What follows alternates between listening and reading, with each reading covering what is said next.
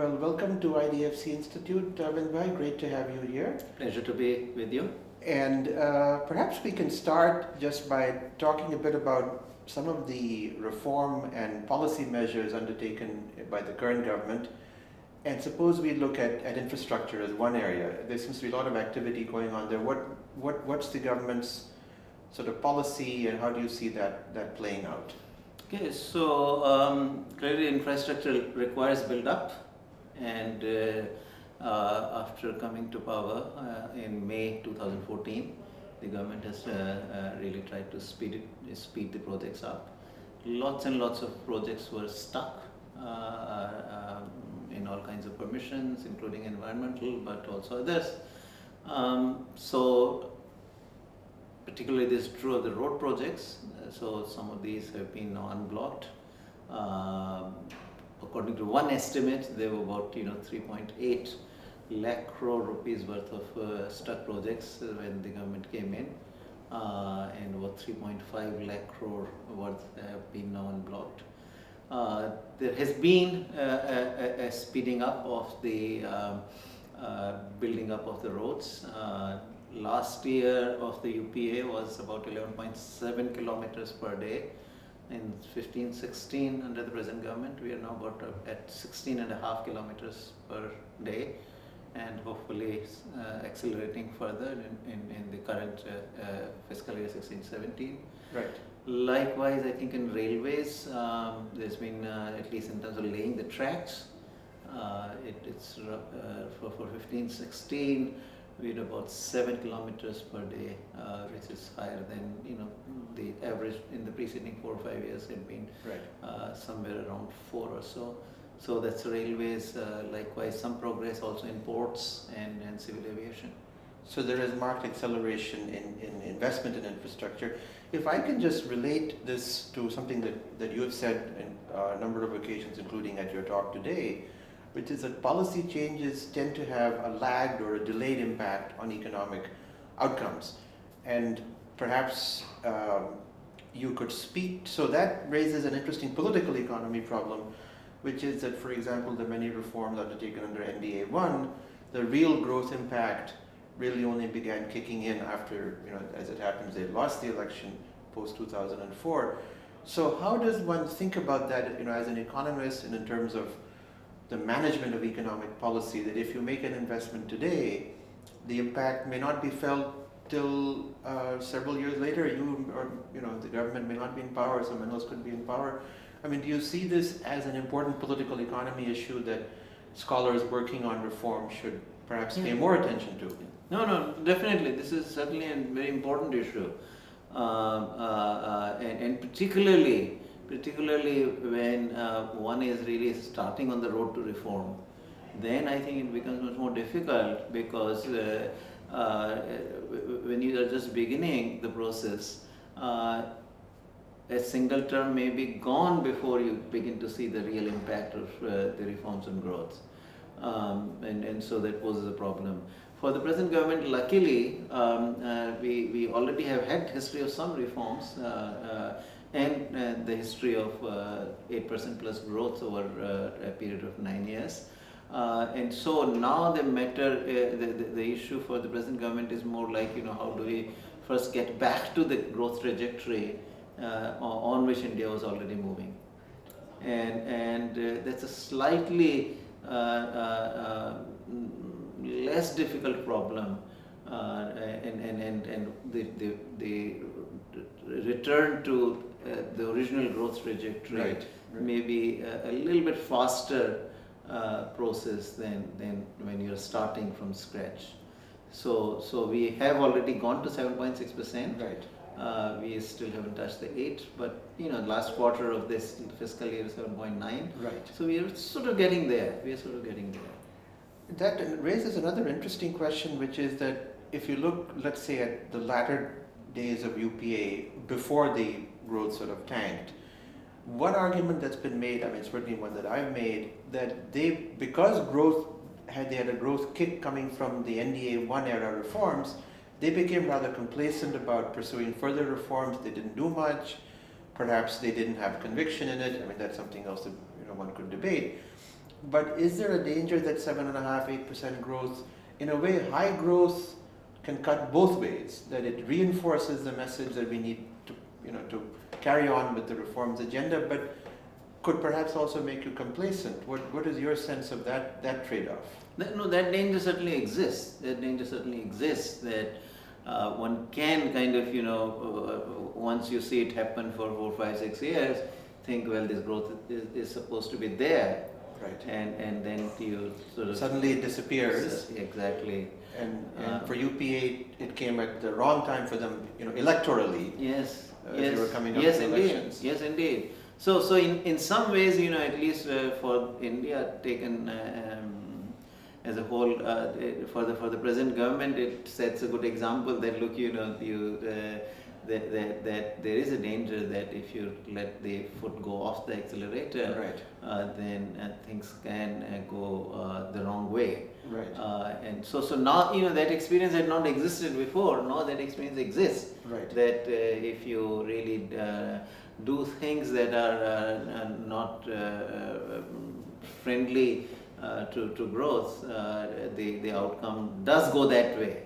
That you could be punished by the voters. That the voters, and that policies matter. Right. So you mean just because a set of reforms were done, it is not as though based on the reforms forever your growth. You can keep growing, but you do have to, right, that growth spurt, that growth impetus at some point would be spent and you would have to go maybe on. Spend and things like infrastructure, for example. Right. If you're not building it up continuously, right. then you see growth will use up the space that you created in infrastructure. Right. So at least infrastructure has to keep pace with the rising size of the economy. Right. Right.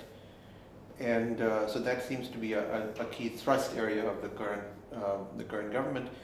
I wonder if I could shift and ask a slightly different question, which is that perhaps one thing that marks NDA 2 as being a little different from NDA 1 or really any previous government is that they have not been afraid to change the institutional framework under which economic policy making or policy making in general operates. And of course, the prime example would be the replacement of the Planning Commission with Niti Aayog.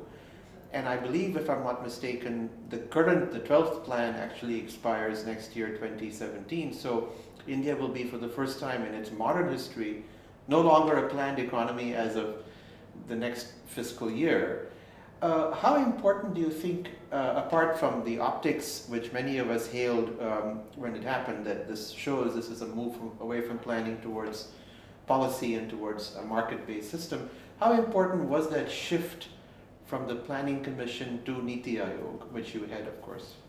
No, it's not just optics, but in substance also, because then the institution can focus on a lot of the important things.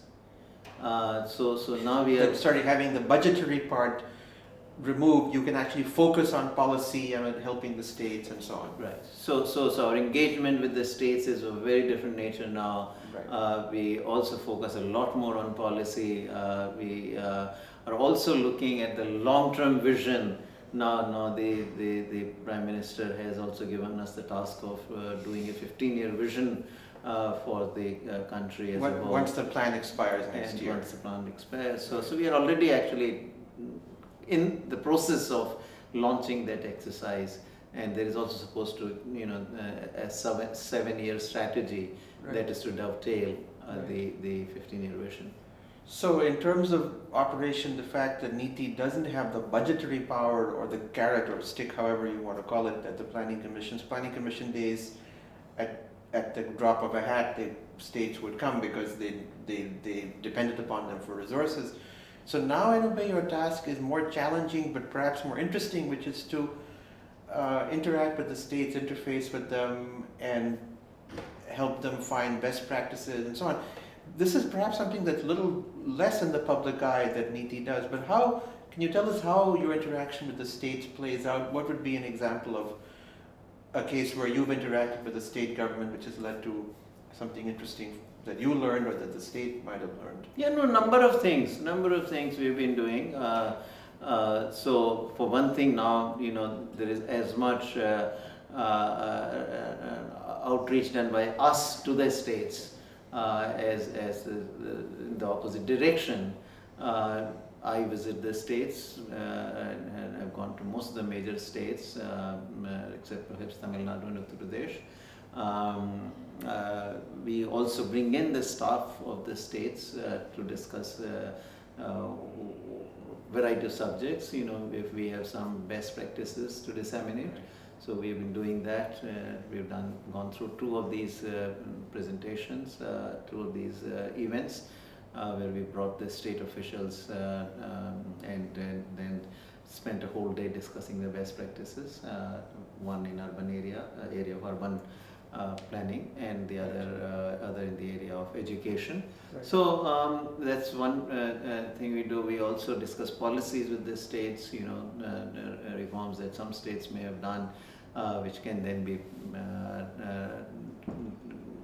expanded to the other states. Right. There are also issues that are largely of reform by the states themselves. Land leasing laws or tenancy laws, Right. which we are very actively trying to engage states, which we are trying to engage with the states. Yeah. So a number of these things are underway in our interactions with the states. And interestingly, what you say actually dovetails with my next question, which is that I believe, if I'm not mistaken, you were the very first in an op-ed or in a column that you wrote several years before the current government came to power, that a template for thinking about reforms could be that matters that of shared jurisdiction, concurrent jurisdiction, the states could take the lead. And in fact, we've seen that playing out with labor law. For instance, Rajasthan, you played a pivotal role. Do you see that increasingly in an increasingly devolved fiscal system with states now which have increasing level of capacity and sophistication in their own policy apparatus?